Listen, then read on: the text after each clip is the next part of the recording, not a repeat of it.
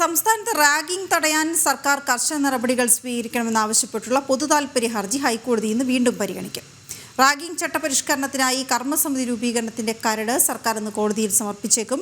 കർമ്മസമിതി രൂപീകരണം ഉടൻ നടപ്പാക്കണമെന്ന് കഴിഞ്ഞയാഴ്ച ഹൈക്കോടതി സർക്കാരിനോട് നിർദ്ദേശിച്ചിരുന്നു. കേരള ലീഗൽ സർവീസസ് അതോറിറ്റിയാണ് ഹർജി നൽകിയിട്ടുള്ളത്. സുധീഷ് ഗോപാലാണ് വിവരങ്ങളുമായി ചേരുന്നത്. സുധീഷ്, എന്തൊക്കെയാണ് നടപടികൾ?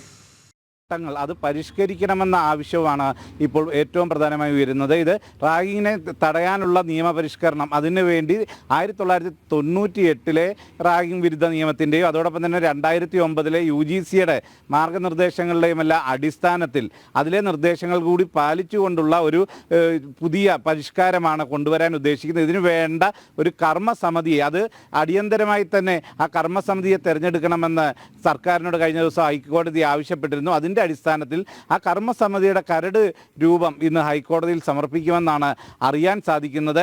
ഇതിൽ ഏറ്റവും പ്രധാനമായും അടുത്തിടെ ഉണ്ടായിട്ടുള്ള നിരന്തരമായ റാഗിംഗ്, അതിൽ സിദ്ധാർത്ഥ എന്നൊരു വിദ്യാർത്ഥി മരിക്കുന്ന കൂടി ഒരു പശ്ചാത്തലത്തിലാണ് ഇത്തരമൊരു അടിയന്തര നടപടിയിലേക്ക് കടക്കാൻ ഹൈക്കോടതിയും നിർദ്ദേശിക്കുന്നത്. ഈ നിർദ്ദേശത്തിൻ്റെ അടിസ്ഥാനത്തിലുള്ള കാര്യങ്ങൾ, അതിലേക്ക് മുന്നോട്ട് പോകാനാണ്. ഇതിൽ കോളേജിൻ്റെ സമിതികൾ വേണം, അത്തരത്തിൽ ആരെയൊക്കെ ഉൾപ്പെടുത്തും എന്നത് അടക്കമുള്ള കാര്യങ്ങൾ ഈ കരട് രേഖയിൽ ഉണ്ടാകും എന്നതാണ് പ്രതീക്ഷിക്കുന്നത്.